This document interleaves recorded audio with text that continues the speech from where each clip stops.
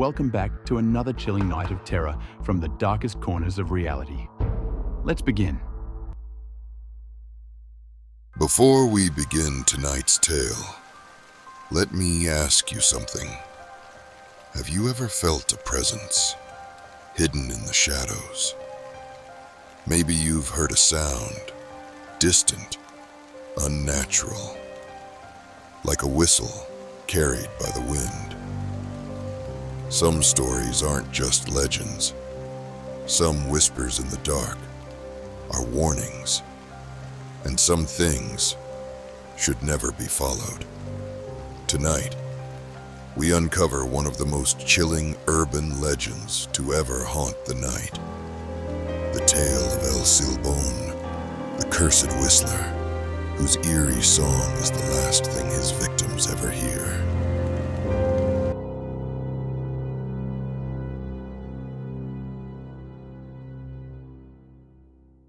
In the heart of Los Llanos, a remote village surrounded by endless green pastures and thick forests, a young boy named Emilio was spending his school holidays at his uncle's farm. Life in the village was peaceful, simple. By dusk, the streets emptied, doors were bolted shut, and lights flickered off one by one. That evening, Emilio lay in bed, unable to sleep. The faint creak of the ceiling fan was the only sound in the quiet night, until a sudden cacophony of terrified animal cries shattered the silence. He rushed outside, the air thick with the scent of damp earth. The cries were coming from the livestock shelter. His uncle's cattle were thrashing wildly, eyes wide with panic. Something was terribly wrong. Looking up, he noticed the sky had turned an unnatural shade. Heavy storm clouds had swallowed the stars, and a chilling wind cut through the humid air. Emilio had helped his uncle with the animals before, but he had never seen them this distressed. As he began guiding the cattle into the shelter, the scent of something foul and rotten hit his nose. It was overpowering, like decayed flesh baking under the sun. Then, amidst the restless animals, he noticed something out of place. At the far end of the corral lay a pile of gnawed bones soaked in blood, remains far too large to be from any small animal. His breath hitched as he recognized a cow's skull, the flesh stripped away, the hollow eye socket staring blankly. A shudder crawled down his spine. Before he could process what he was seeing, the first whistle pierced the night air. The whistle was unlike anything he had ever heard. A long, haunting note that started soft and distant, growing louder and sharper as if something was coming closer. Emilio felt an overwhelming sense of dread claw at his chest. He had heard the stories before, passed down from elders in hushed tones. El Silbón, the cursed spirit. If you hear his whistle close, he is far away, but if you hear it softly, he's right behind you. Panic gripped him. He spun around. The shadows stretched unnaturally across the farm, elongated by the flickering lantern light. Then his heart nearly stopped. At the far end of the field, a silhouette stood motionless beneath a crooked tree, unnaturally tall, looming against the stormy sky. The whistling ceased. Then came the sound of bones shifting in a sack, knocking together in rhythmic clacks.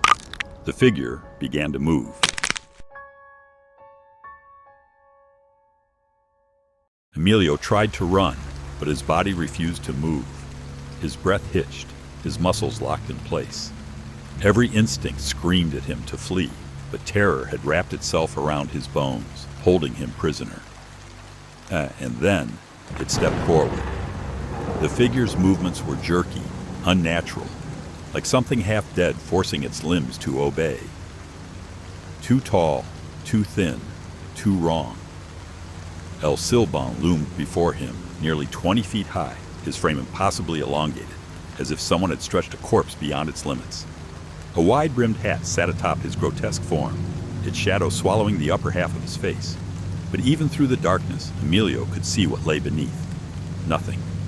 Where his eyes should have been, there were only hollow voids, empty, watching, devouring. His skin, if it could be called that, was a ruined thing. Gray, tattered, peeling away like strips of rotting cloth. And then, Emilio's gaze fell to the sack slung over its bony shoulder. It was massive, the fabric dark with old blood, dripping with something thick and rancid. Inside, bones. Not just any bones, human bones. The remains of those who had heard the whistle and failed to run in time. A strangled sound escaped Emilio's throat. His heart slammed against his ribs, the weight of impending death pressing down on him. Then, his body snapped free from the terror that held it. He ran, feet pounding against the damp earth, slipping in the mud, arms flailing as he fought for speed. But El Silbón did not follow like a normal predator. No, it leaped. Like a grotesque marionette, it launched itself into the treetops, moving in horrifying, impossible bursts. Its twisted limbs bent and snapped unnaturally, carrying it from branch to branch with eerie, bone-cracking speed. The branches above Emilio broke violently, raining splinters down on him. He didn't dare look back. And then, the whistling returned. Soft, too soft. A whisper against his ear. "He's right behind me." Just as Emilio felt the cold, bony fingers graze the back of his neck, his body locked up in terror. A rancid breath, reeking of decay, drifted past his ear. His heartbeat pounded in his skull. This was it. He was going to die. And then, a deep, guttural bark shattered the night. The sound ripped through the silence like a gunshot, raw and furious. From the shadows, a blur of motion lunged forward. Tacho, his uncle's dog, fur bristling, teeth bared, snarling with an unearthly rage. El Silbón froze. The towering figure, so monstrous and unstoppable only moments ago, snapped its head toward the dog, its empty sockets locking onto the creature that dared to defy it. For the first time, El Silbón hesitated. A sound like shifting bones rattled in the night as the creature's form trembled, uncertain, unwilling. It took a step backward, then another. The shadows around it began to twist and writhe, swallowing its form whole. And in the blink of an eye, it was gone. The night air shifted. The weight of something unseen lifted from the forest. The trees, once suffocating, seemed to breathe again. But Emilio knew better. He collapsed to the ground, gasping for air, his limbs shaking violently as Tacho pressed close to his side, still growling at the darkness. It was over, for now. Somewhere beyond the trees, in the depths of the silent fields, El Silbón was still watching, still waiting, and one day he would return.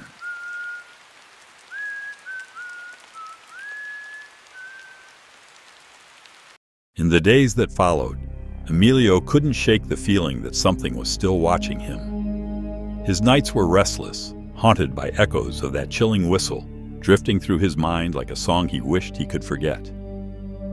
Desperate for answers, he turned to the village elders, the keepers of old stories, the ones who whispered truths that others feared to speak aloud. And what they told him was worse than anything he could have imagined. El Silbón had once been human, a boy, but not an ordinary one. He was spoiled, cruel, and monstrous in his own way long before his curse took shape. His family gave him everything, but still, he wanted more. And when his father failed to bring home deer meat for dinner one night, his fury turned to something far darker. The boy slaughtered his own father in a blind rage. The crime was unthinkable, and for his sin, he was given a punishment that would turn him into something far worse than a killer. His grandfather, the last man willing to stand against his wickedness, dragged him out into the night, bound him to a tree, and let the fury of his ancestors judge him. He whipped the boy until his flesh split apart, then poured salt and chili into his wounds, ensuring that every moment of his suffering would be etched into his very soul. But that was not enough. His father's bones, the very ones he had torn apart in his madness, were stuffed into a sack and thrown over his shoulder. His punishment was simple: to wander the earth for eternity, carrying his father's remains as a reminder of his crime, to whistle his cursed tune forever, searching for others to suffer as he had, to become a warning, a shadow in the dark, a presence just beyond the trees. And so he walks, through empty fields and silent roads, through forests where the wind never blows, through darkened paths where footsteps vanish without a trace. Some say he only takes those who have sinned, those with darkness in their hearts. Others say he is indiscriminate, choosing his victims at random, marking their names in the wind with a whistle that will never stop. But all the elders agree on one thing. If you hear his whistle from far away, be afraid, because if it's soft, so soft that it seems just behind you, then he is already there. Emilio never forgot that night, and now neither will you. Some say El Silbón still wanders through the night, his sack of bones growing heavier with every soul he claims. The whistle, his warning, his curse, echoes through the trees, carried by the wind like a song only the damned can hear. But remember the legend. If the whistle sounds far away, you might still have a chance. But if it's close, so close, it seems to be right behind you, it's already too late. You can run, you can pray, but once you've heard his song, El Silbón never forgets a name. So the next time you find yourself alone on a dark, empty road, or deep in the woods where no one else can hear you scream, listen closely. If the night is silent, if even the wind holds its breath, then he is near. That, my fearless travelers, concludes tonight's descent into the unknown. Captain Fear will return soon with more true horror stories. I'll see you next time.